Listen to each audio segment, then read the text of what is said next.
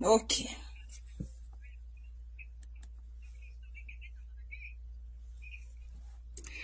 Bonjour peuple congolais. Mbote mbote peuple congomani. Comment vous vous portez? Nazana bezoto sola muke noki. Ok? Kaka makambi mboka. Ok? Parce que bino moko to boyi tozana état de guerre. Donc ça veut dire que ce makambo ebimi noki foko ya kolobelango parce que ce tu peux to lekisi pe moi mikolo. Makambo eza koleka et puis eza ko échapper biso makambo ebele. Ok? Mes chers amis, nazo mona awa makambi ya Bertin Bisimwa. Bertin Bisimwa, en tout cas na ye parce que mingi na ye pona Bertin Bisimwa et puis na ye pona makambo nazo mona pona makambo ya Sassou Nguesso baza ko publier pona Brazzaville. Ok? Bon, Congo Brazzaville implication na ye na kati ya makambo o ya guerre, position ezo ko yebana te, position na yebani te. C'est ce que je vais vous parler ici. Mamdogo, Mamdogo Chantal, ça va? J'espère que tu te portes bien, Mamdogo. Ndakuita, ok? Mes chers amis, boyedi que, avec le temps, avec Baguero, bomoni Bertin Bisimwa, soi-disant, porte-parole, il y a 1-23. Bison sonenge toyebi, 1-23 na AFC, baza ko bunda elongo, baza groupe mibale elongo, baza ko bunda bazali ko s'accompagner. Nanga azali mutu ya AFC, Bertin Bisimwa azali mutu ya Sud Kivu, soi-disant mutu ya Sud Kivu. Soi-disant mutu ya Sud Kivu, azamushi, ok? Parce que le peuple congolais, vous devez comprendre comment ces choses-là sont en train de marcher. Soko tali mingi, batu bazali ko accompagner ba 1-23 baza ba Rwandais. Ba Rwandais ba uti Rwanda, na ba rwandophone oyo bazali na Est de la République. Bangonde bazali ko composer 1-23. Batu bazali ko accompagner 1-23 ezali ba garçon mingi ya Est de la République. Parmi bango, Bertin Bisimwa, ok? Bertin Bisimwa, c'est un soi-disant garçon de Sud Kivu qui est allé accompagner les 1-23, ok? Nous ne sommes pas avec... Biso toza ko encourager batuana te ba Bertin Bisimwa. Soit disant, ba garçon ya SEO ba ki ko accompagner ba M23. Na AFC ezali groupe ya nanga. Parce que AMC na 23 eza batu mibale différent. Mutu na mutu aza ko bundela makambu na ye. AFC ezali batu ya nanga. Na kati ya AFC, vous allez trouver beaucoup de Katangais qui sont derrière AFC. Et vous allez trouver beaucoup de garçons de Kivu qui sont avec les M23. Lelo na ya wapona makabia Bertin Bisimwa, ok? Bertin Bisimwa, auti kokoma. Soki pa komaki lelo bia komaki lobi, ngana yoto hebite. Akomi a lobi ke, soki Kinshasa ou bien Congo, elingi lisusu, bangote, baswahiliphone. Donc, Congo, il faut elongwa etikela, baswahiliphone, espace na bango. Parce que, biso tozaki na bater na biso, avant Congo ezala Congo. Et que, ce qui Congo elingi lisusu batuti te. Yoka ba porte-parole ya batuti. Ce qui Congo elingi lisusu batuti te, Congo elongwa, etikela, batuti, ba espace oyo, batusi bazanango. D'abord, la déclaration à Bertin Bisimwa, vous devez faire notice, beaucoup notifier, beaucoup remarquer, que, alobi makamumi bale. Alobi ke soki biso, Congo elingi lisusu, baswahiliphone te. Congo elongwa etikela, baswahiliphone bater na bango. Pour les swahiliphones, il a bien précisé leur terre. Il a dit les terres. Mais accueillir lisusu kaka na kati ya même phrase wana alobi ke soki Congo elingi lisusu batuti te. Etikela bango ba espace. Ok, Bertin Bisimwa. Bino batu bazali ko bundela, soi-disant, ba nyamulenge, ba rwandophone, bazali ba congolais. Pourquoi na kati ya même discours, tu vas préciser des choses différentes? Qu'on laisse les terres aux swahiliphones et qu'on laisse l'espace aux rwandophones. Ça veut dire que vous êtes conscient vous-même déjà que les rwandophones n'ont pas de terre. La malhonnêteté.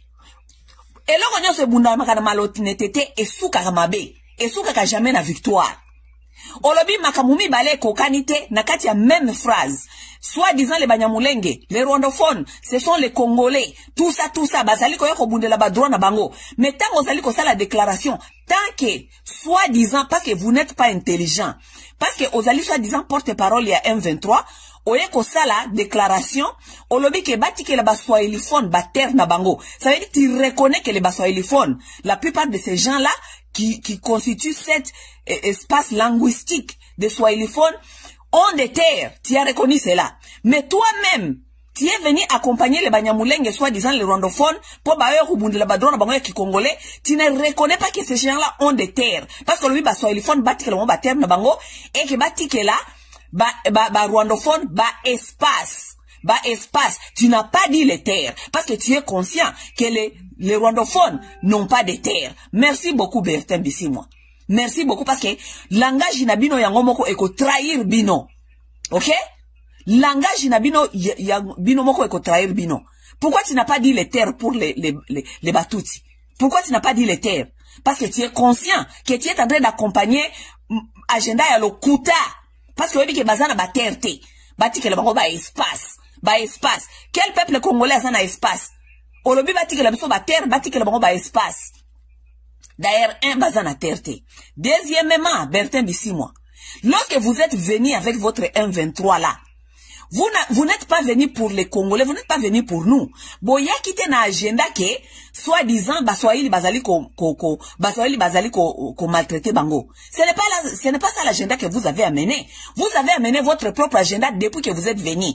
Oh, ce qui accord, signer pour M23, et ça qui respectait. Mais lorsque vous êtes arrivé au terrain, parce que tout ce que vous êtes en train de dire dans vos accords là, maintenant c'est démontré que ce sont des faux. Parce que toza mayele, toza nabino mayele. OK? Ezali démontrer que makamuna bino nyonso wana bozaki koloba na kati ya ba déclaration na bino ya ba droit na bino soit disant bokende ko sala ba deal na bino na comment ça s'appelle? Na Nairobi na soki bokende ki wapi ko sala ba deal. Makambu nyonso mubande ko senga na makambu wana e mona ni na miso batukeza makambu ya lokuta boza batu ya lokuta. Armée ba pesa bino ba kota bino na armée ba kota bino na armée bo bebi sa armée boza ba infiltrer boza ba congolais kotute. Inclus ba Bosco Tangana tous ces gens là les kundabatoire et tous ces gens là bokoko kota sous armée te.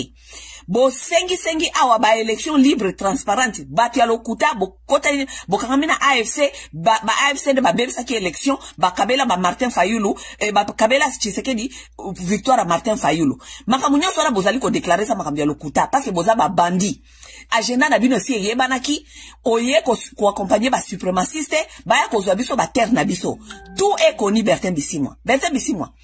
Tango yo d'abord oye ko sala na nos déclarations tant que soi-disant porte-parole il y a M23 qui n'est même pas intelligent qui est venu se contredire entre les terres de Baswahili et les espaces de Banyamulenge soi-disant rwandophone.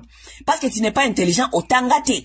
Oza garçon moko bandi voyou au kola na balabala au koluka vi likola koluka vi facile OK ko kota na makambo ya M23 OK ko kangamana makenga bokei na côté ya Nord Kivu kuna côté ba Uganda bo exploiter or boke na kokoteka kaba or na Uganda Bertin Bissimwa tu te fait de fortune derrière les centres de Congolais na kokende koteka kaba or kuna na Uganda o sombi déjà comme Mugol o sombi ba appartement na ba appartement na nani na mona ki documentaire ba salela kiyo documentaire ni fona ko lukango eza na YouTube oui que yo parmi yo na ba garçon no ya M23 ba mi yibi bo yiba ba gold bo teka kana Uganda bo saka trafic ya drogue na Uganda yo sio so ba appartement comme Mugol na Nairobi n'est-ce pas? Garçon moko ya chana na ya bandi, garçon ya balabala atangate. Des garçons qui ont mal grandi, mal vécu, à la mouki na tongo boye, vie est frustrée, à quelque kota, kolanda aventurer voyou, ya Banyarwanda, po na baya kokosa biso po azonga, asi alieli kuna Nairobi, esika azoko exploiter or, alieli atondi si libumu, po ya ko bima liboso ba miso wa Kongole lokola mutu ya normal, po bakanisa ki azali patron, azali mutu ya mayele. Nzoka de bourrique, voyou, bandit, garçon de la rue. Si ba Congolais mususu basa ko ya ko défendre buzo ba wana. Na lobi boye, Bertin Bisimwa tango ayaki na batu na ya M23, bayaki te na agenda ya ko sauver ba Swahiliphone. Toza na besoin te ya Bertin Bisimwa aya ko sauver biso. Ngana za mu Swahiliphone, et je parle au nom de beaucoup de ba Swahiliphone.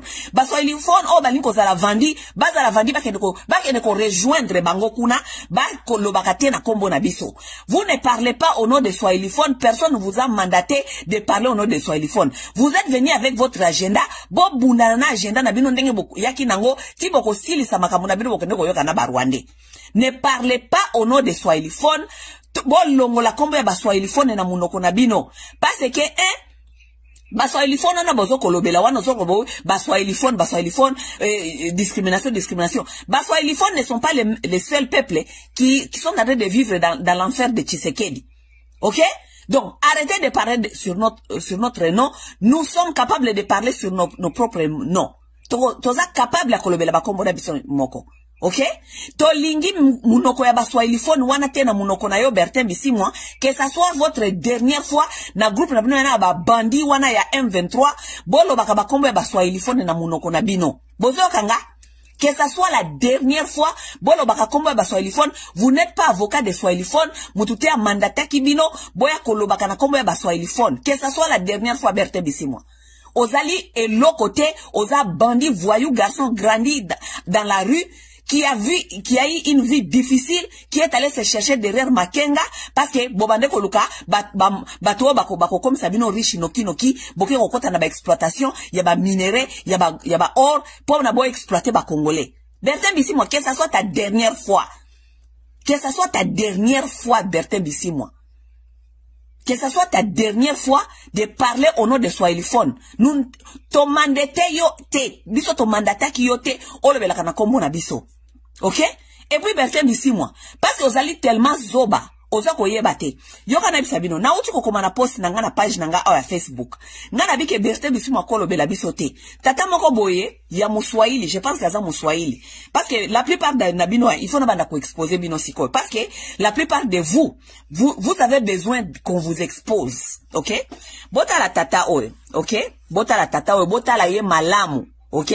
Nde photo eza na page na ye ya Facebook. Kombo na yeso ki Jean-Marie ou bien Jean M quelque chose. Jean M MK. OK? Kombo na yeso ki Jean M MK. Bota la tata oyo. Tata oyo na komi na page na nga na lobi ke Bertin Bisimwa aloba na kombo na biso te. Eke azali ko exploiter ba or na uga aza ko exploiter ba or asombi ba appartement na Uganda. Tata oyo alobi ke ebongo Bertin Bisimwa ayi bate po na nini. Lorsque un Swahiliphone vole et que ça devient un problématique alors que Mungala paie Ayibaki. Yoka avec ces gens comme ça, qui se croient des gens intelligents. Ces messieurs ici se croient très intellectuels. Ils se croient intelligents. OK? C'est mais avec ces gens de mentalité des gens qui se pensent intelligents au Congo. Est-ce que to koko bongisambo kawana? Soit disant que Mobutu ayibaki po azalaki Mungala tolobela ke lokote, mais lokola Bertin Bisimwa azali ko yiba aza Muswahili nde il faut ko to accuser ye. Donc ça veut dire que ceux qui mutu moko ayibaki, mutu mususu il faut ayiba. Nde mentalité ya Congolais yangwana. Ceux qui mutu moko ayibaki, mutu mususu il faut continuer ko yiba. N'est-ce pas? Et en plus de cela, tata oya zoko lo babi ke Mobutu ayibaki. Mobutu ayiba, toyoka Mobutu ayiba. Oui, toza pe sûr ke ayiba ka pendambu. Mais yoka lisolo na betala bino lisolo bino batu bakake Mobutu ayiba. Mobutu ayiba ka Mobutu asalaka 30 ans na pouvoir. Mais au moins bobande ko la na kati ya banda kuna bino. Bozako kimate, Congo zaka na désordre nenge zali lelote. Vous étiez en sécurité, le pays n'était pas envahi, on dormait en paix. Vous comprenez? Ça veut dire que quelque part Mobutu azausa la musala na ye, asoki ayiba ki soki bane omipe ça peut-être un salaire extravaganza, mais Mobutu a fait son travail. N'est-ce pas? Mobutu est mort, Mobutu est parti. Mbongo ba occidentaux tango ba lingi ba diaboliser Mobutu ba longolais parce que Mobutu a saki authenticité. Ba mindele ba diaboliser Mobutu ba longolaye, ba comme koko la Mobutu makambo. Ayiba Mobutu akufa. Famine lelo baza ba pauvre. Mbongo Mobutu wana yiba bolo baka Mobutu ayiba. Mbongo ngo kenda wapi lelo. Comment est-ce que tout le monde a mbongo wana Mobutu te? Hein? N'importe quoi. Les mêmes messieurs, je vous dis que,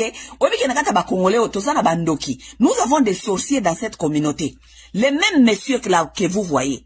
Les mêmes messieurs là que vous voyez, il s'appelle Jean MMK. Jean M, je ne sais pas ce que c'est Jean-Marie, ou bien, mais comme on a Jean MMK. Ces messieurs ici, je les trouvais encore sur la page des Zimbabwéens. Et ça, activiste, un monsieur, soi-disant un activiste, zimbabwéen comme ne Rutendo. Aza kuna zosa la propagande ya Kagame. Biso tozali kuna, tozali ko zongi saye na espace, ok? Nga naza kuna nazo kotuna bango, parce que papa yango ya propagandiste, aza kuna naza kolobalobi ke, tozali na bateri ya Barwande, tozali bateri ya Barwande. Nga naza kotuna ye kuna, nga nabi na bango ke, bateri ya Barwande otoza nango, est-ce qu'on peut sabiso bakombo ya bateri ya Barwande? Parce que bateri nyon se zalaka na bakombo na weza pe na batribu, et fani na bateri wana. Donnez-nous les noms des terres et des tribus que nous devons aux Rwandais. Dites-nous quelles sont les terres que nous devons aux Batuti, spécialement les Batuti, parce que papa wana ya Rutendo wana azali kosala propaganda ya Batuti. Natuni kuna nga nabi na bango ke, bope sabiso bakombo. Tout le temps nazo kende kotuna, kuna bope sabiso bakombo. Et bah, comme ils allaient exposer kuna, parce qu'ils n'ont pas les noms des terres, soi-disant que biso tozoa ba Congolais. Les mêmes messieurs ici que vous voyez, je viens de vous montrer, il s'appelle, je ne sais pas, Jean-Marie, je ne sais pas, Jean MMK. Nakuti e kuna. Tangu na tuni kuna ke, bater nini tozali na yango, yaba Rwandais o tozali ko devoir bango. Les mêmes messieurs écrit là-bas, sur les, et pas les Zimbabwéens, que les terres que nous devons et que les noms des terres s'appellent Katanga, Nord Kivu, Sud Kivu et Maniema. Et que tous les terres là de Baswahiliphone, ce sont les terres qui appartiennent aux Rwandais. Le monsieur congolais, il a écrit ça là-bas. Il a écrit ça là-bas chez les Zimbabwéens, koye bisabango ke, soi-disant, et que Katanga, Nord Kivu, Sud Kivu, na Maniema, parti wana nyonso ya Baswahiliphone, ezali bateri ya Barwandais. Le monsieur ici vient de dire cela et écrire cela sur la page des Zimbabwéens. Si vous vous rendez, can you imagine these people? Vous pouvez seulement imaginer.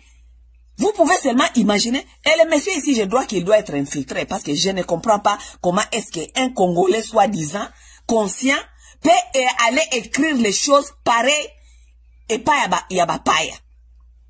Biso ba tozali ko sala o ba benga ka guerre ya internet. Ba tata o soi-disant ba Congolais bango moko bazali ko kende kuna koloba makambu ya ndenge wana parce que aza déjà na agenda que soi-disant Baswahiliphone il faut parti wana. Non, je n'arrive pas à comprendre les Congolais. Je n'arrive. Ezaki Ndoki, c'est la sorcellerie. C'est ça on appelle la sorcellerie. C'est ça on appelle la sorcellerie. Un Congolais soi-disant qui est allé écrire chez les Zimbabwéens que les terres que nous devons aux Rwandais, c'est les Katanga, les Nord Kivu, Sud Kivu et les Maniema. Vous pouvez vous rendre compte. Je vais publier ces photos ici sur ma page, vous allez le voir. Regardez dans quoi nous en sommes. Hein? Regardez dans quoi nous en sommes. Le monsieur, il vient d'écrire là-bas que espace wana ya Baswahiliphone nyonso appartient au Rwanda. Ok? Ça veut dire quoi? Le monsieur, il n'est même pas intelligent. Ngana tuniye kuna ngana bina yeke. Est-ce que ozoe ba kende d'abord oza stupide na makambo oti koloba? Parce que Baswahiliphone, parce qu'elle dit que le Swahiliphone, cet espace Swahiliphone, est-ce que d'abord que Baswahili, ils n'ont même pas tribu à Congo. Il n'y a pas les Swahili qui existent au Congo. Les Swahili n'existent pas au Congo. Je pense que je vous ai fait cette vidéo là, ici. Les Swahili, lorsqu'on parle de Swahiliphone, ils allaient seulement, groupe, donc, partie régionale linguistique influencée par l'invasion arabe. Oui, parce que est la République Union Soana ezalaka envahi par les Arabes à partir de Zanzibar. Bino nyonso na ebite soki combien de vous botanga ka histoire ya tipo. Nenge tipo aza mutu ya Zanzibar, autaka kuna Zanzibar ayena ba Arab baki koluka ba Ivoire baki koluka gold baki koluka pe ba esclave ba ya koluka biloko wana nyonso bakota ti côté ya Congo. Donc Swahili a été utilisé comme un langage de trade, il y a échange. C'est pourquoi l'Est de la République parle le Swahili. Parce que c'était influence, il y a langage et outa qui côté à Zanzibar à cause de l'invasion arabe avec tipo ba côté à Est parce que ba qui koluka ba Ivoire or na ba esclave. Donc il y a pas le Swahili, il y a pas de tribu Swahili. Lorsque vous voulez nous embarquer dans vos aventures, dans vos bêtises là, que laissez-nous les swahiliphones et tout ça, nous parlons au nom des swahiliphones. Ne parlez pas au nom des swahiliphones. Si vous voulez vous mélanger dans vos bêtises, dans vos aventures, faites vos aventures vous seuls. Ne nous mettez pas dans vos aventures. Nous avons nos propres bouches, nos propres têtes pour réfléchir et pour revendiquer ce que nous voulons. Ne parlez pas de notre na kombo na biso. Bo solo la te na kombo na biso.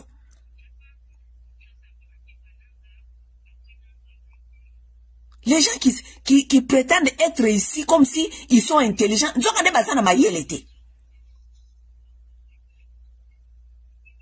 Mes chers amis, Bertin ici moi. Bo continuer na agenda na bino bo utaki na ngoku na soki wapi ya M23, bo continuer ko bunda na makambo na bino ya M23. Botika ba swahiliphone en dehors de vos bouches, vous n'êtes pas autorisé de parler sur notre nom. Boza autorisé te ata mukete. Pourquoi? Parce que guerre wana e comme libino ndongo. Guerre e comme libino kilo. Guerre e comme libino makasi parce que ba revendication na bino nyonso boza ko loba eza ko simba te. Sikoyo bozali siko ko linga ko ajouter ba argument sur ba revendication na bino ko luka sympathie ya batu balobaka Kiswahili ke oh non lokola bango balobi ke biso ba Swahili tozana mikakatano bazali ko loba ke biso tozali ba Rwandais et tout bakozwa sympathie na biso tokende biso ba Swahili tokende ko jembela na sima na bino tokoya ko jembela na sima na bino te tokoya ko jembela na sima na bino te bosala ba kambuna bino nenge boyaki ko sala gero boyaki nango ko yako accompagner ba Rwanda e bino moko eko sile la bino mabe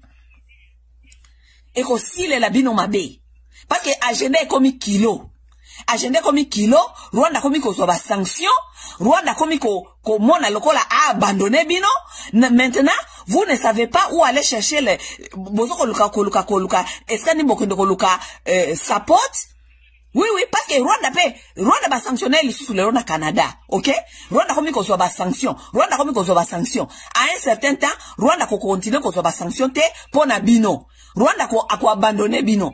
Et puis tant Rwanda ko abandonner bino, bokebite la plupart na bino akoboma bino. Ok?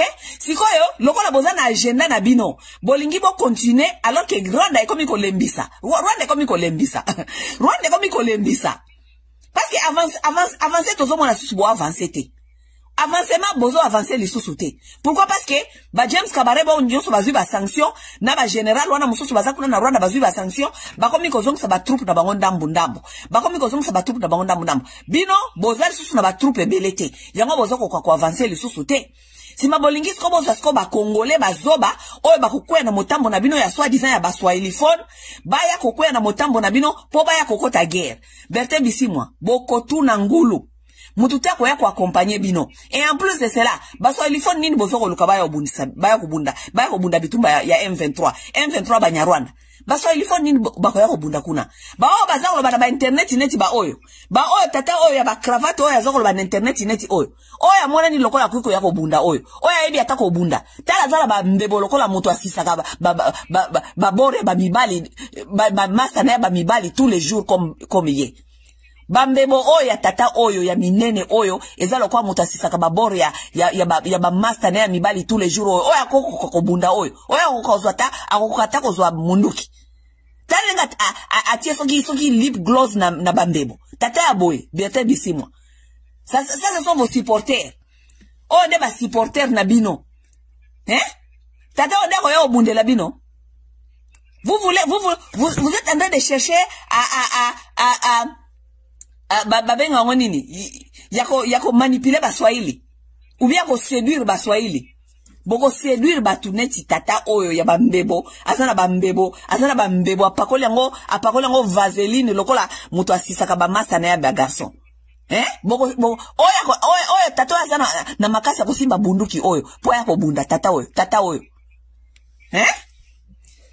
me baswahili baza kobunda kuna baswahili baza kobunda baza ba wazalendo oui les Swahili sont là-bas, ils sont les Wazalendo, ils sont en train de protéger leur terre.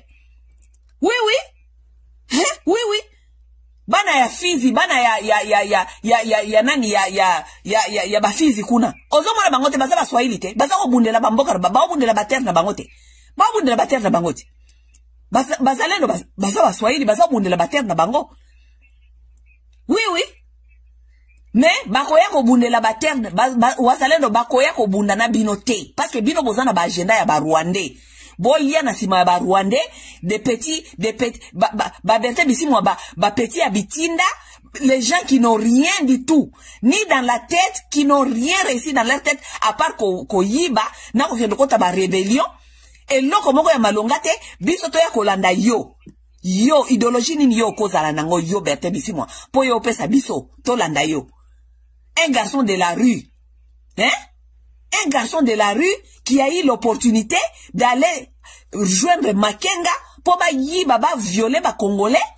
Sima aya na ba internet aba na kopesa biso soi-disant apesa biso ba discours ba moral et puis ba tuba kanisa ki tokola nda Bertin Bisimwa un garçon de la rue, garçon ya terrassé. Garçon ya terrassé, atangate. Un petit voyou de quartier à balabala ya coin. Ake kokota kuna likola via misérable ya quartier ya coin. Ake kokota na M23. Sima aninge bandako yo pesa biso moral na code ligne de conduite. Biso to yo kaye. Talanga batoyo. Talanga batoyo.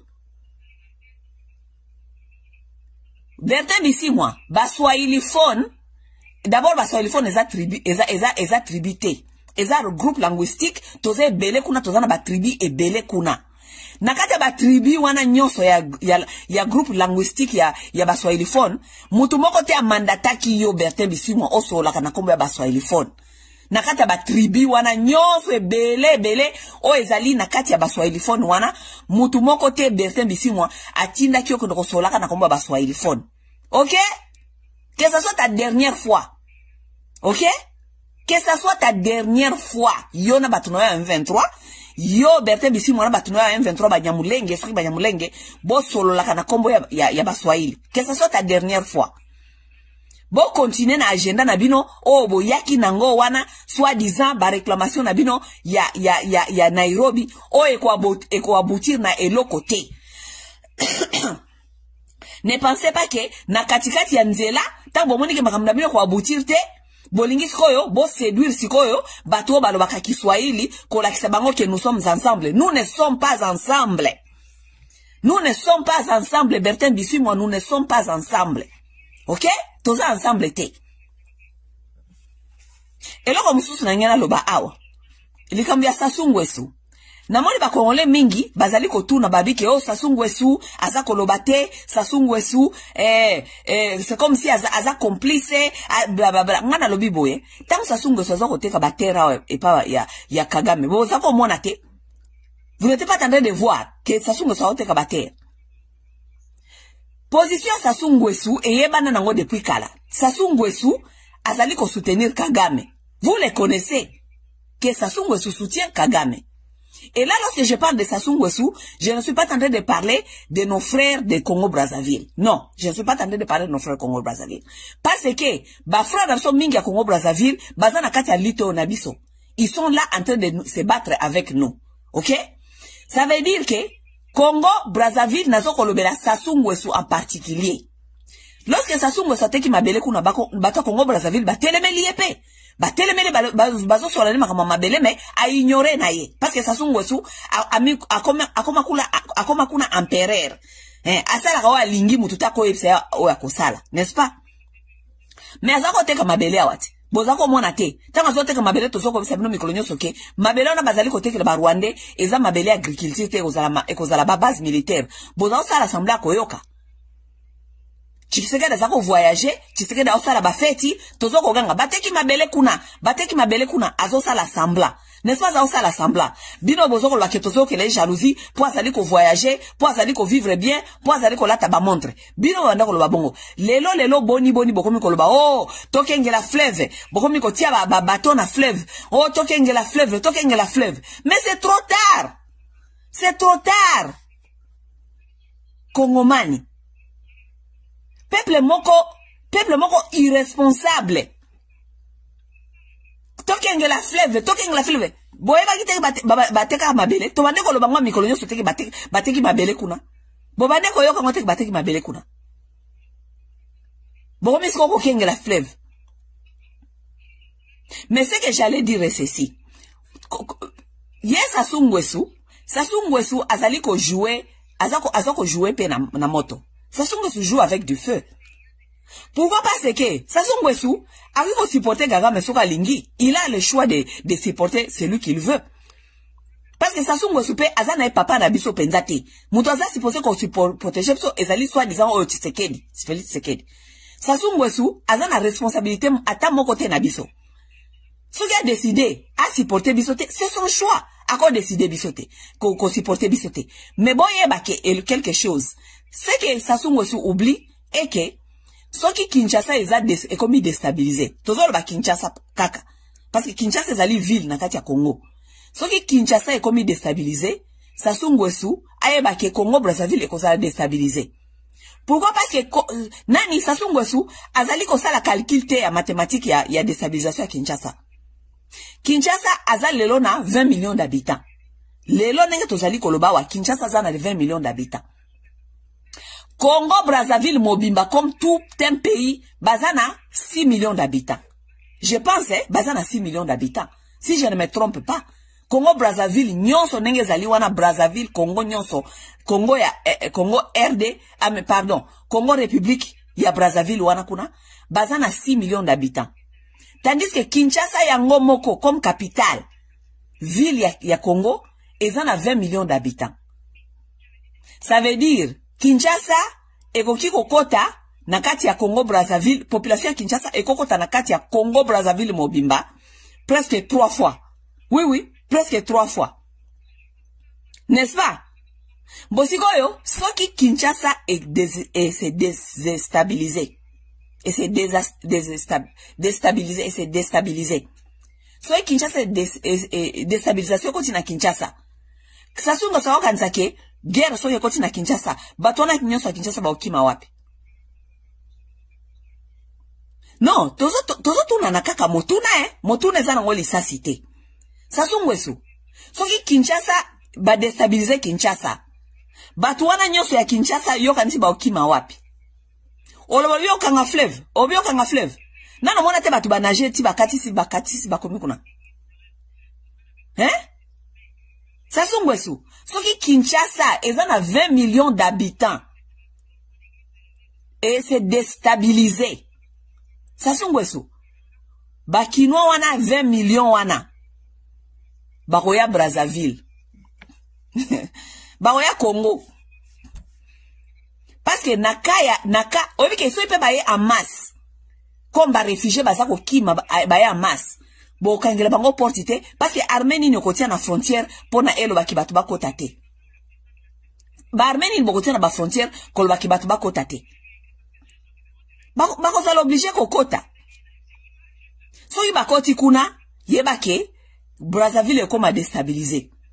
Parce que batu baye bazana misala te, bazana place ya kolala te, et loko kolie ezali te, ça veut dire que Brazzaville boko mona pe ya bino makambo. Ça veut dire boko souffrir instabilité, boko souffrir viol, boko souffrir vol, boko souffrir kuluna, boko souffrir. Sassou Nguesso. Sassou, oso réfléchir te vie. Viens Sassou, oso réfléchir te. Soit Kinshasa ba déstabiliser ango, eza o ba bengaka par la force e kozala pasi nanga pasi na yo. Wana olingo lingate. Sassou, wana olingo lingate kozala pasi nanga pasi na yo. Et kozala te ko négocier. Parce que un homme qui est en train de fuir pour son survie, akoya olingo lingate akoya soki ko nage bakokoma na Brazzaville bakokoma sasu siko yo déjà mboka mobimba ndenge bozalaka wana déjà bozaka ka 6 millions d'habitants seulement bon disons seulement que toloba kaka déjà kaka toloba kaka 6 millions kaka ya pamba ya population ya Kinshasa o eza 20 millions 6 millions ya Kinshasa ba décider ba ya Brazzaville sasu okokoka soki to yeli wana ta 1 million 2 millions 3 millions 5 millions sasu okoka te okozala na choix te oko vivre instabilité biso toko vivre oui parce que toko yakuna na kikuluna toko yakuna na banditisme toko yakuna na mentalité à survie il faut to lia il faut to lala il faut to stomela il faut to sukola il faut to donc toko yakuna toko sukola na kata ba ebale toko sukola na kata ba rivière toko ya na choléra toko ya na ba maladie sasu okokoka tata oyo vie oyo ozo calculer makambote Neloko boza ba bantu ba vie bantu wana mitu na bino esala ka bien te bo réfléchissa ka musika te bo mona ka musika te bo mona kaka ya lelo ça c'est un bantu c'est quelqu'un qui voit ya lelo baza ko souffrir kuna bako mona bako souffrir mais ça soki to souffrir ba lobi ke ba o déstabiliser Kinshasa vie ça Brazzaville Congo baby ekobeba kuna ekobeba okoza na choix te okosa nini peze masolo sasu peze masolo tala ngona angle mususu oza na intérêt nyonso Kinshasa sa déstabiliser te oza na intérêt nyonso Kinshasa ba déstabiliser ngote oza na intérêt nyonso ya koluka Rwanda eyate à partir ya Congo Brazzaville ko déstabiliser Kinshasa parce que yondo o souffrir Rwanda te po ba Congolais 20 millions wana ba okima na Rwanda te ba okima na Brazzaville. Les deux capitales les plus proches du monde, les Congo, Kinshasa et Congo Brazzaville. Ça veut dire que toi, Sassou, tu dois tout veiller à tout instant que Kinshasa ne jamais déstabiliser parce que ce Kinshasa comme il déstabilisé, c'est tout Congo, République ya Congo de cause à déstabiliser. Parce que kuna tokoya penza. Parce que tozelate minduki, tozelate masasi, tozelate tokufa nanzala. Mutuazela kanzala te, mutuazela te akufa, loko la meme. Atambo la kenda okolokeska vie za yasika. C'est ça l'homme, c'est ça l'humain. Survie et tindi bongo. Sasu. Tangu toko ya, okolobani. Sasu, tangu toko ya okolobani. Po basi na biso bako ya kuna, po basi ya bakongolais, tangu bakati saka balabala bayaka kuna na Congo Brazzaville, bolobi ke bayaka kuna kosala kindumba, bayaka kuna kozoba mibali ya bakongolais ya Brazzaville kuna. Sikoyo awa na guerre, tangu bako ya penza, parce qu'il faut skoba luka survie sikoyo, po na kolia. Kindumba penda ba osala kitoko Kindumba penda ba osala ngo kitoko parce que yambalo ekozala ya ko justifier il faut basala kindumba po balia bokoka non tuna bino bokoka po bobengana ka bango déjà kuna bobike ba kinoise ba yo sala kindumba wana Brazzaville ba yo sala kindumba to bengana bango bobengana bango plusieurs fois pour ba ko sala kindumba kuna siko stango ba ko katisa pona ko kima ba ebele misale ko zala te kuna na Congo parce que bozala misala opesa bango te bazaba réfugié so iba libilo ba 1 million 2 millions 3 millions 4 millions 5 millions misani bo opesa bango basi wana nyoso misani bo opesa bango misale ozala ka kuna ya kindumba bandola la ka mibali kuna kolala na wana ba désordre tout ça ba maladie ekota mboka mobimba sasu okoka sasu luka ko déstabiliser Kinshasa continue kana ba makambu nozo ko sala pona okanisa ki ko déstabiliser Kinshasa okomona yayo makambu sasu peut-être départ na peut-être ndeko utapeka ka partir ya wana à partir de déstabilisation na Kinshasa peut-être peka kande départ na opeko zala. On ne sait jamais. Nzambe ayi nenga sala kama kambuna esaso. Continue ko beta kara, lokolo zali ko monate, nenge nini ezali ko brûler na kati ndako ya moninga. Continue ko sala sambla sasungweso. Mais ba conséquence ya déstabilisation Kinshasa, biso na bino toko subiri yango. Bolinga te. Wana babenga yango mateso yako. Tozali les deux capitales les plus proches du monde. Mateso yako. Pasi nanga pasi na yo. Pasi nange pasi na yo. Tokomona biso nyoso pasi wana saso. Continue ko sala sambla. Bon, bande ko ba bolingo. Nakanisi, pona siko na sukiawa.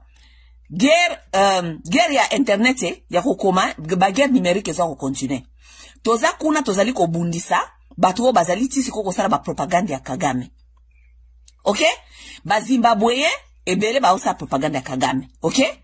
Donc tisi ko loko ba osa propaganda ya Kagame, toza kuna na bango toza ko sala pe propaganda. Tozali pe ko démentir ba lokuta na bango ya ba propaganda. Rutendo, I see you here. Yes, I see Rutendo here. Rutendo is the propagandist, is the new propagandist of Kagame. Rutendo, my friend, let me, since you are here, let me ask you a question. I've asked this same question on your page over and over and over again, and you haven't answered me. On your page, you keep saying that Congolese people took land from Banyarwanda, from colonial, the colonial people, gave Rwanda land that belonged to, gave Congo land that belonged to Rwanda. Rutendo, I keep asking you on your page. It's been a while since I've been asking the same question. Can you please give me the name of the land that was taken from Rwandans? You haven't been able to provide me a name of the land that was taken from Rwanda. You cannot try to sell a story without material. What material do you have to keep saying the same things that we've been telling you? And you keep on insisting that we owe them land. What land, my friend? What land? May I remind you, I keep writing to you on your page and you keep ignoring me. You know why you're ignoring me. You are ignoring me because you have no answer. And you have decided to stick up to the lies that you've been told and you've been sold. I told you that the Banyamulenge are not a tribe. They are called a community. There's a difference between a community and a tribe. A tribe is a people that has a history with the land. History with the ancestry history. The community are the people who came from other places. Why don't you ask your Banyamulenge friends why they don't call themselves, even themselves, the Banyamulenge, they never call themselves a tribe.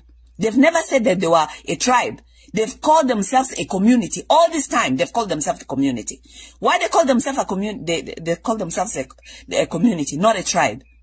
Because they don't have a history with the land. They do not have a history with the land. They keep telling you about Mulenge. Mulenge is a mountain. Mulenge is a mountain. There is no place or kingdom in Congo that was called Mulenge Kingdom. There's no kings there. So every people that lives in the Congo, let me give you a little bit of Eastern history, since you are here. The people of Eastern of Congo, the way you keep pretending and say, oh, the Eastern of Congo was a land that was given to, the colonial took from Rwanda and gave to Congo. When you're talking about the east part of Congo, the both Kivu, do you understand there's many tribes that lives there? Do you understand that there are many tribes that lives there? There are the Bashi tribes that are there. There are Baregas tribes that are there. There are Bafuleros tribes. The Bahunde, the Bavira, all those kind of tribes, they are there. So those tribes had kingdoms.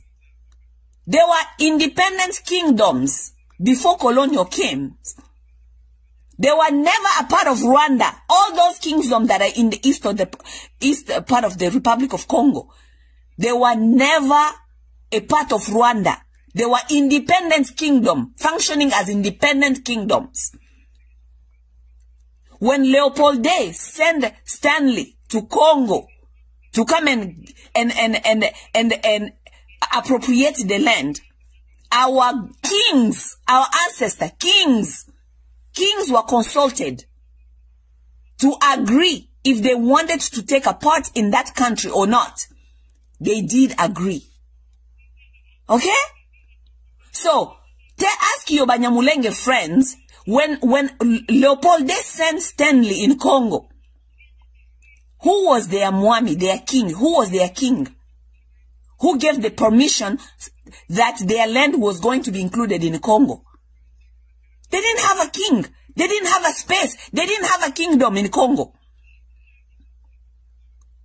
The Rwandan-speaking people are in Congo is because of migration.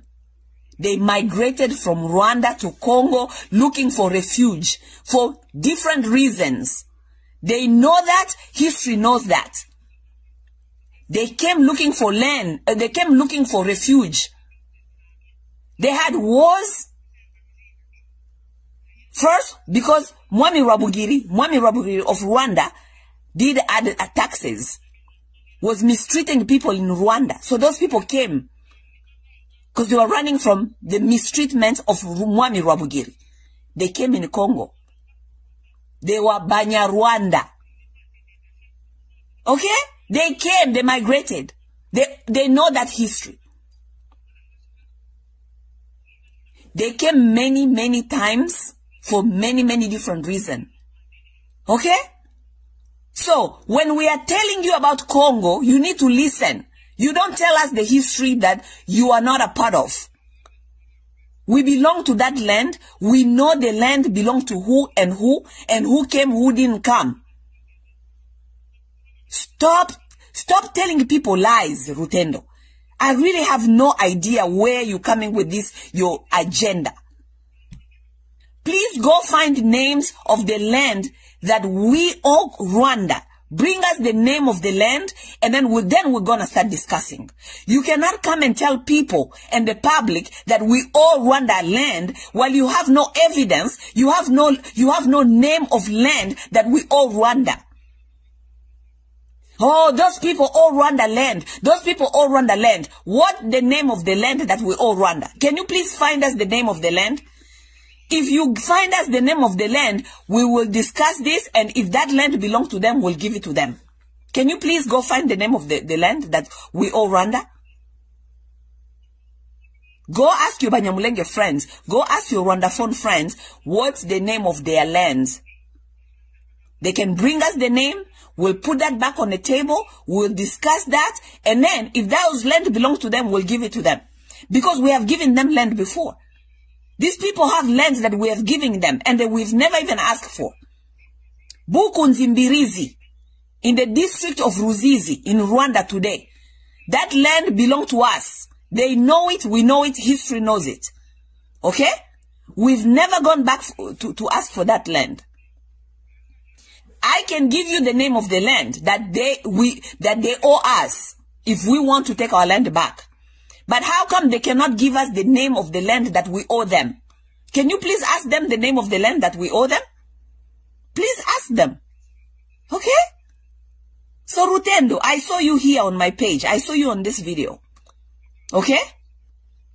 Before you continue with your propaganda that Congo owe land to Rwanda, please find out the name of the land first. Okay? Once you do that research, you find the name, then then we can discuss. Okay? Rwanda, if anybody owes land to Rwanda, it's Uganda. Uganda has land that belongs to Rwanda. The colonial gave a piece of land that belonged to Rwanda to Uganda. And that land is called Bufumbira. Okay? Bufumbira. That's a land that colonial took from Rwanda and gave to people from Uganda. But Rwanda doesn't ask for that land. Never ask for Uganda to return that land. But Rwanda is looking for land that don't belong to them in Congo. While we all know the land that belongs to them is found in Uganda. They never ask for that land. Why are they not asking for that land? Okay, when it comes to Congo, they're telling you people who are not from Congo that we own them land, yet they cannot prove to you or tell you the name of the land that we owe them. What is the name of the land that we owe them? Rutendo, that's a homework I'm giving you. Do that research. Find out the name of the land that we owe the Rwandans or the Batutsi. Or tell us what is the name of the Batutsi's land in Congo. What is the name of the Batutsi land in Congo? Since you've become the advocates, right? You have become the advocates, right? Can you please tell us the name of the Batutsi land in Congo? They don't have any. Who was their king, their Mwami in Congo? They don't have any. So how do you prove that you had a land that you don't recall the name of the land, and you don't even know, you didn't even have a king? How do you claim a land then? Because each people that are on the Congo land today, they had a king and they had a history of the land. Okay? So your friend, your Banyamulenge friend, the Tutsi people, who was their king in Congo, and what was their land, and what was the name of their kingdom in Congo? Once we get those things figured out, then we can continue with this propaganda that you are doing, Rutendo. Okay? We're looking for the name of the Tutsi land, okay? The name of their kingdom in Congo, and the name of their king. Those three things. Okay? Once you bring those three things to us, then we can discuss, Rutendo. Okay? Write it down. We're looking for Batutsi land. What was the Batutsi land? The name of the Batutsi land in Congo? What was the name of their kingdom? And what was the name of their Mwami, their king? Those three things, okay? Because everybody on the Congo land has those three things. We have every tribe knows the name of their land. Every tribe knows the name of their kingdom. And every tribe knows the name of their kings. Okay? Because it took those three things for us to be able to be included in a country now that they call Congo. Alright? When Stanley came, he met our ancestors, our kings, who are running kingdoms that existed with the tribes. And they asked them, did you want to join the Congo? And they said yes. So, can you please find out who was Banyamulenge, Banyarwanda kingdom, and their land's name? Once you find that out, then we can discuss more. Okay, my friend Rutendo? Thank you very much. Bandeko Babolingo. Nalobi boye, guerre numérique ezoko continue. Avec guerre numérique oyo, tozali kuna ba Zimbabweyen, moko azalaki ya wanautu kosolane Rutendo. Yenda za kosala propagande kuna ke tozali ko devoir ba Rwandais ba terre. Ok? Avec cette guerre propagandiste yaba Tutsi, na batu na bango bazali kofuta, boye ba kotuna bango ba 3 questions. Ok? Batu nyonso bozali kosala guerre numérique. Boye ba kotuna ka bango 3 questions. Ok? Ba terre o bazali ko accuser biso tozana yango ya bango. Komba ba terre na bango ezali nini? Quels sont les noms de leurs terres? Ils doivent nous donner les noms de leurs terres. Quel est le nom des terres de Tutsi sur terre congolaise? Parce que nenge tozali wana, tribi nyonso ezana kombo ya terre na bango. Bosiko bango ba Tutsi, Banyamulenge, kombo ya terre na bango ancestral kombo nango ni. Kombo ya terre ezalaka te. Mais seulement bazali ko continuer ko insister que tozana ba terre na bango. What is their land's name? Quel est le nom de leur terre? What is their land's name? We have no idea what their land's name is. Okay? Quel est le nom de leur royaume? Quel est le royaume qui était au Congo que nous avons pris, qui était le royaume Tutsi ou bien le royaume Yabanyarwanda? Quel était ce royaume au Congo? Parce que chaque peuple a na terre, royaume na roi. C'est comme ça que ça existait avant. Avant Bakolo Baya, les terres existaient, là-bas les choses existaient comme les royaumes qui avaient des terres et qui avaient les Mwami, les rois, mais les Batutsi ou bien les Banyarwanda, qu'est-ce qui était leur terre, leur roi et leur comment on dit, et leur royaume au Congo. Mais tant que la biso Babilo Kwana. Mais comme ça on va discuter, on aura quelque chose à discuter quand même. Vous nous dites que vous êtes des Congolais, on a pris vos terres, mais vous nous avez jamais amené le nom de vos terres, le nom de votre royaume et le nom de votre moine. Tandis que peuple nyon sezali wana ezana biloko wana. Si vous parlez sur quelle base? We're discussing on which base? Hein? Tout ça qu'on discutait sur quelle base? We are discussing on what base? On what base? Mutu nyon sezali awa azali ko azako sala guerre numérique, il faut boye ba ketan bozo kende kuna bolo baboye. Ba rwandophone baye la biso kombo ya royaume na bango ezaki na Congo yotozwa, baye la biso kombo ya ba mwami na bango na la kombo ya ba terre na bango. Lorsqu'on aura cela, on va discuter encore. Mais jusque là tozana nango te toko discuter te. Deuxièmement, batu bosa la guerre numérique. Boye bisa batu oyo baye bake. Banyamulenge bango moko, ba rwandophone, les rwandophones qui sont au Congo, ils ne se sont jamais appelés un tribu.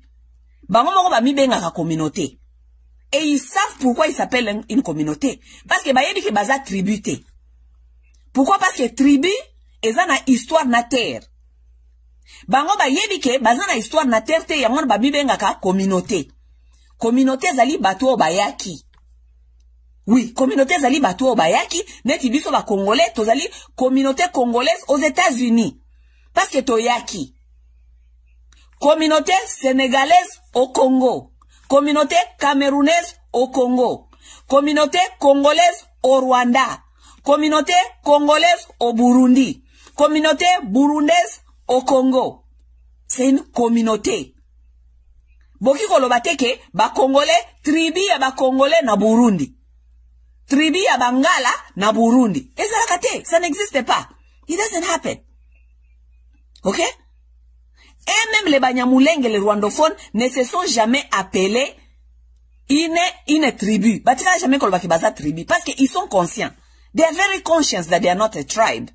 That's why they always call themselves a community. Parce que bayebi ke baza communauté, bayaka ndeko ya. Ils sont conscients. They are very conscious. Si koyo, tango ba continue ko yebisa kabiso ba makambo, baza ko réclamer ba droit, baza ko réclamer ba droit, baza ko réclamer ba droit oyo wapi. Bitumba oyo eza na sens te.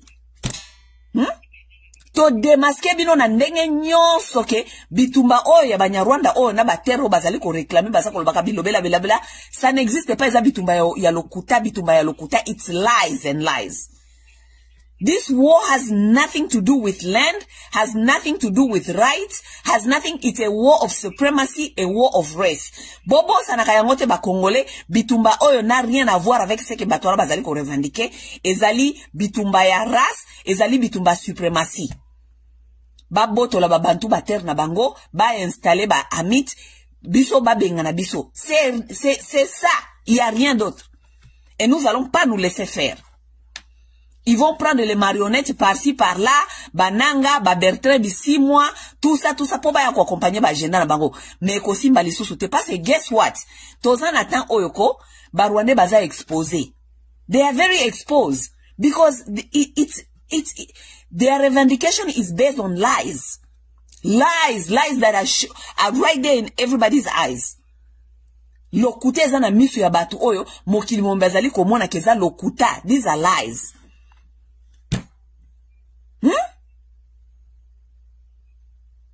Lokuta penza makasi. Toko ndima yango te. Toza na problème ete ya kofana na batu wana parce tofana na bango depuis kala. Bafanda kawana depuis kala.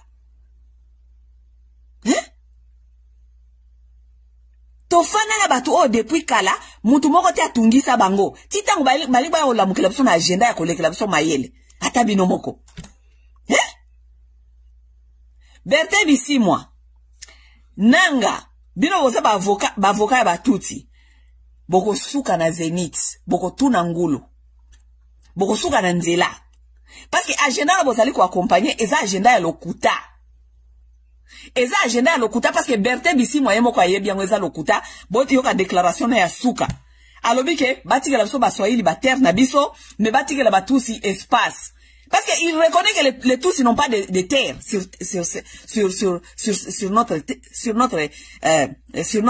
dans notre nation. Il reconnaît que ces gens-là n'ont pas de terre. Ils ont les espaces là où ils habitent. Hein? Agenda wana, boko suka, ba malanda ngulo boko ndeko landa M23. Surtout, boko tiki penda M23 ya M23. Boko suka na nzela, boko suka na Zénith. Parce que bato M23, boza différent na bato AFC. Po bato AFC wana, ezaka ka ba aventurer à PPRD, o baza frustré. Mais, to matato kita, bato AFC, baza na ba Congolais. Parce que lobby, bato AFC, balinga, baza la menkontante, baza la Congolais. Toko ofana na bango na table te négocier. Parce que baza ba Congolais. Bananga, bakatange wana yoso ba ya ba frustré na bazaki na kati ya ni PPRD, baza ba Congolais. On peut s'asseoir avec ces gens-là et négocier. Mais toko négocier na M23 T. M23 eza ba Congolais T. Eza ba agresseur, ba yeko boto la biso mabele na biso. Eza ba immigrants, o to pesa ki place ba yako fanda, ba limba leke la biso mayele. Lokola baza ba immigrants, baza ba ingrat, baza ba na mabe.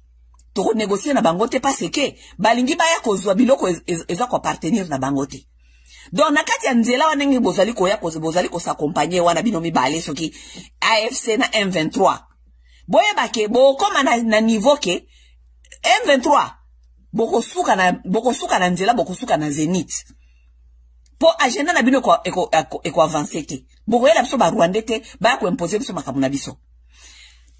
Tandis que avec AFC batu ya nanga na ba frustré à PPRD. Ce sont des Congolais. Toza na choite, toza la obligé ko solo na bango, ou bien, to yoka ba revendication na bango. Parce que baza ba na mboka, baza ba Congolais. Oui, oui. Atasoki AFC, bazui minduki. Mabeka ka bazui minduki na ba Rwandais. C'est ça le problème. Atasoki AFC ezui minduki yango moko. Toza la obligé ko yoka bango parce que baza ba Congolais. Baza frustré, ba participa ki na ko bebe sa mboka, baza ba aventurer ya PPRD, mais toza na choite, lokola baza ba na mboka. Mboka wana Kongo nde bota bango, toza na choite ya koyoka bango. Mais M23, na bato ba accompagner M23 wana ba Bertin Bisimwa, soki ba Bertin Bisimwa. Bino bato ba accompagner, parce que Bertin aza na M23. Nanga aza na AFC. Eza groupe mbibale keseni. Bino batu boye na ba M23 bino, boko suka na Zénith. Oui, oui, boko suka na Zénith parce que agenda wana ya Rwanda. Wana ekoleka te. Ekoleka ka jamais. Mutu unamtoa bako respecte muninga. Ba Rwanda ba fana na Kongo mutu te atungisa ka bango, titango bango ko baye na agenda na bango ya supremaciste. Lokola ba na agenda na bango ba supremaciste, to expose bango, batunyo so ba yebi bango, agenda wana, kalate tozo ko boma yango, eko sila, et puis eko yoka na kalisusu te. Bino batu bako noko ta agenda ya M23, boko suka na Zénith. Ok? Boko suka na Zénith, boko suka na Bercy. Kuna boko suka kuna. Banyamulenge, I'm giving you a homework. Banyamulenge ba Rwandais, I'm giving you a homework. Napesi bino devoir. Banyamulenge ba Tutsi. Parce que bino de boyela biso ba problème. Ba utu bazawa na bazoyela biso ba problème te. Bino ba Tutsi. Nde bozoyela biso ba problème. Ba Tutsi, banyamulenge, napesi bino devoir. The homework I'm giving you, please bring us the name of your kingdom that was in Congo before colonial. Give us the name of the kingdom, okay? Give us the name of the land that belongs to you. The Tutsi land, the Banyamulenge land. Can you please give us that the name of the land? Then, Can you please give us the name of your king, Mwami? Who was your king in Congo, in Congo, in your kingdom that used to be in Congo? Okay? Banyamulenge, boki devoir na pesi bino? Devoir na pesi bino banyamulenge, eza simple. Boye la biso kombo ya, bater na bino ancestral. Boye la biso kombo ya, royaume na bino o ezalaka na Congo, o soi-disant, ba Belge, ba colon, ba boto la Rwanda, ba pesa Congo. Boye la biso kombo ya royaume no wana. Et puis boye la biso kombo ya Mwami na bino asalaka nani. Comme ça, nous allons discuter. Parce que makamwanyo sona yebisi bino. Boko find out. Ou puis, bino moko bosi bo find out déjà que, bozana ni terre ancestral, boyaka ba réfugié. Bozana Mwami te, vous n'avez jamais eu un Mwami au Congo, never had a king in Congo, because your king was Rwabugiri, the king of Rwanda, to whom you ran away from. Bokima Rwabugiri. Boyana Congo. You ran away from Rwabugiri because he increased taxes in Rwanda. He was mistreating you. He increased tax in Rwanda. So you ran away from Rwabugiri. You came into eastern part of Congo in Itombwe. Boyeki komba refugee. You came as a refugee. Boyaki bokimi Rwanda guerre. Tangu Rwabugiri akufi guerre à sésection. Baoluka Mwami asika bo bundi entre bino kuna bo bomani boye lisusu. You came again when Mwami died. War of succession. They are looking for a new Mwami over there. You guys kill each other over there. You kill yourselves over there like animals. You came running again into Congo for refuge. Boyaki lisusu na ba 1940, ba 40, ba 42, ba 43, ba 49, ba 49. Bokimi famine. You ran away from hunger. Refugee ya famine. Boye bokimi nza. Boye lisusu. Bokimi lisusu na 1958-59. Révolution rwandaise muyaga. You ran away from Rwandan revolutions. You ran away from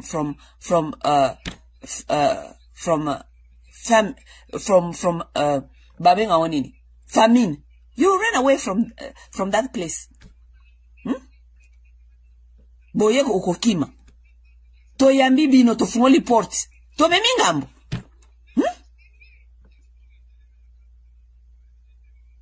To memingambo.